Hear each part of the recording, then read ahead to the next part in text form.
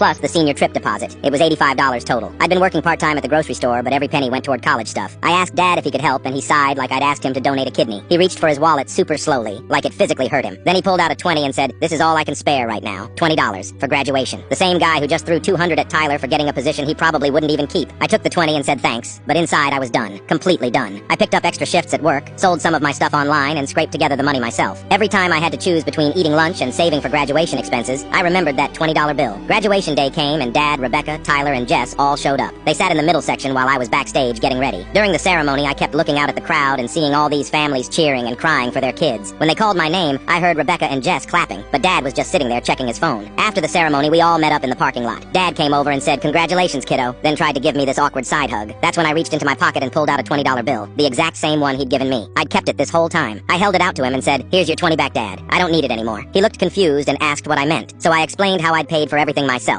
The cap and gown, the senior trip, even the graduation announcements that I never sent him because I figured he wouldn't care enough to keep them. Tyler and Jess were standing right there watching this whole thing go down. Rebecca looked mortified. Dad tried to say he'd helped me plenty over the years, but I cut him off. I told him the only thing he'd helped me with was learning that I couldn't count on him for anything important. Then I looked at Tyler and Jess and said, "You guys are lucky you got the dad I always wanted. Maybe he'll actually show up when it matters for you." I turned back to Dad and said, "You're not welcome at my college graduation in 4 years. Don't bother pretending you care then either." I walked away and got in my car. Through the rearview mirror, I could see them all standing there in this super awkward silence.